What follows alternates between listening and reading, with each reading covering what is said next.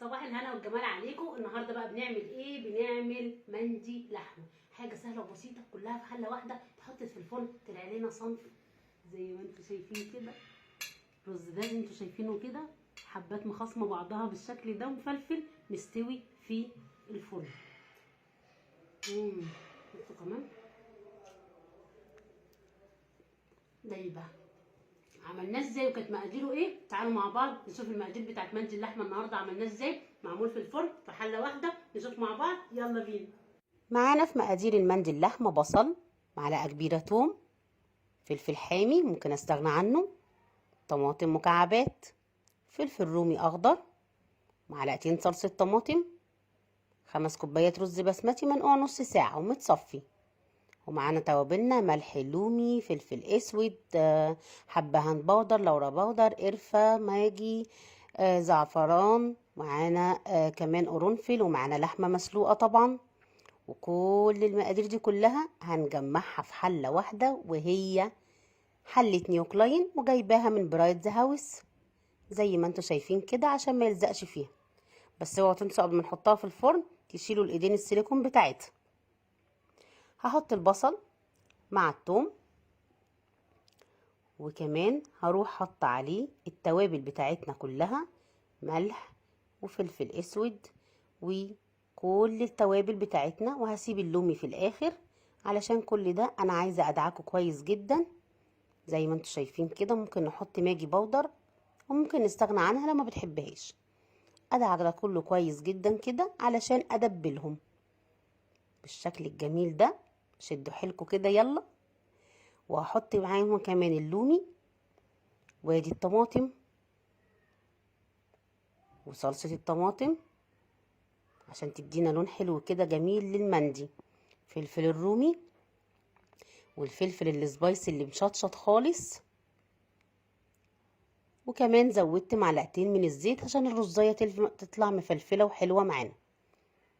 وهقلب كل الالوان الجميله والمكونات الحلوه دي كلها كده مع بعضها. يا سلام يا سلام، بصوا الخلطه تتاكل نيه، الله عليها. بصوا اللون ما شاء الله.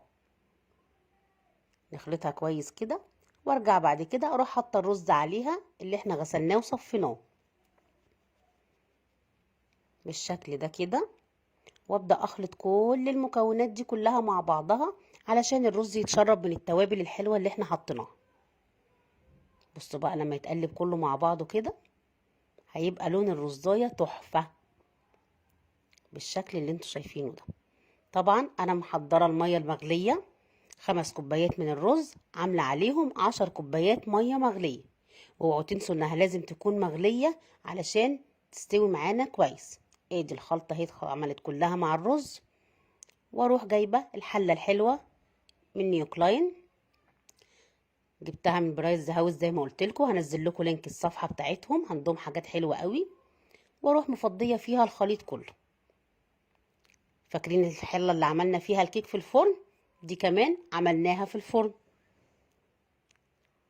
علشان اجمع كل المواعين كلها في حله واحده، واوفر على نفسي غسيل المواعين الكتير. زي ما انتم شايفين كده حطيت 10 كوبايات من الميه المغليه على خليط الرز بالمنظر ده، وقلبته كويس جدا بالشكل اللي انتوا شايفينه ده. وبعد كده هدوق الملح بتاعه، لو لقيتيه مظبوط تمام، لقيتي ان هو عايز شويه ملح كمان ممكن نزوده. ورحت جايبه الشبكه الحلوه الصغننه دي، ورحت رص عليها اللحمه المسلوقه. طب يا نونا لو ما عنديش الشبكه دي اعمل ايه؟ ما فيهاش اي مشكله يا ست الكل. هنروح حاطين الفويل، واروح حاطه عليه اللحمه، وبعد كده اروح حاطه فويل تاني من فوق. رصيت كميه اللحمه كده. الفرن عندي شغال على درجه حراره 180. اوعوا تنسوا ان الميه تكون سخنه، ومش سخنه بس، لا مغليه كمان. اقفل بقى بالفويل كده، واروح حطاه في الفرن في الشبكه الوسطانيه. واوعوا تنسوا تشيلوا الايدين بتاعه الحله. اقفل فويل واحط بقى في الشبكه اللي في النص درجه حراره 180، وبسيبه لمده حوالي من نص ساعه لساعه الا ربع. وبعد كده برفع الفويل من عليه واشوف شكله هيبقى عامل ازاي، واشوف استوى الرز معانا ولا لا. لقيت ان هو عايز شويه كمان، برجع ان انا اقفل عليه الفويل واسيبه تاني. طبقتين من الفويل كده علشان الحراره تبقى مكتومه من جوه ويستوي يبقى زي الفل. خلاص كده نروح حاطينه في الفرن، ونرجع بعد كده بعد ما عدت الساعه الا ربع طلعناه بالمنظر ده. الله اكبر عليه. جبت فحمايه ولعتها وحطيتها كده في وسط اللحمه. شايفين شكل الرز عامل ازاي؟ هوريهولكم كمان دلوقتي لما افضيه. واروح معلقه زيت كده يا سيدي يا سيدي على الروايح اللي هتبقى فيها الرز واللحم، واروح قافله بالفويل تاني واسيبها شويه، وارجع بعد كده اروح مطلعه كده اللحمه من على الرز. شايفين شكل الرز عامل ازاي؟ وادي شكل اللحمه بقت دايبه دوب. بصوا المنظر يا سيدي يا سيدي يا سيدي، حاجه تفتح النفس. بصوا الرزايه الله اكبر عليها. شايفين المنظر؟ حد يصدق ان كله معمول في حله واحده ومستوي في الفرن؟ مفيش حبايه لازقه في اختها، كله مخاصم بعضه. مفلفل ازاي؟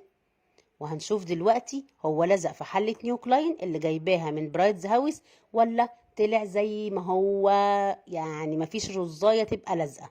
تعالوا بقى نفضيه كده ونشوف شكله هيبقى عامل ازاي. بسم الله الله اكبر، اللهم بارك. شايفين الرز عامل ازاي؟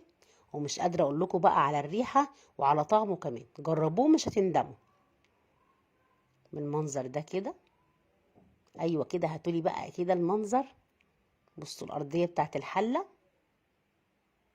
كده. نيو كلاين وبرايتز هاوس تفوقوا على نفسهم. تاني اختبار اعمله معاهم، او تاني حاجه اتحداهم فيها وفعلا يكسبوا معايا الرهان. شايفين ولا الرزايه لازقه في الحله بالشكل ده كده؟ عايزه اقول لكم ريحته هايله وطعمه في منتهى الجمال. استحاله تعمليه في عزومه وحد يختلف عليه. واروح رص عليه اللحمه من فوق كده، وممكن تقدميه بالفحميه وممكن لا. بالشكل ده كده. بصوا المنظر الله اكبر عليه، حاجه بجد تحفه تحفه تحفه. الروايح هايله. بصوا لون الرز عامل ازاي، بصوا اللحمه كله في حله واحده. على فكره ممكن تشيلوا اللحمه وتبدلوها بفراخ، بس ساعتها الفراخ مش هتتسلق، هنحطها نيه. بصوا المنظر عامل ازاي. هبقى اجربه لكم مره بالفراخ بالشكل ده كده مع رشه بقدونس بقى. الله الله الله، حاجه في منتهى الجمال وفي منتهى الشياكه. محدش يصدق ابدا ان الرز ده مستوي في الفرن. صحتين وعافيه على قلبكم يا رب. ارجع واشكر برايتز هاوس نيو كلاين على التحدي الجديد اللي عملناه مع بعض.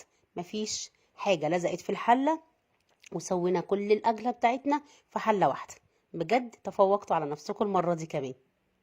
تسلم ايديكم يا نيو كلاين وبرايتز هاوس كمان.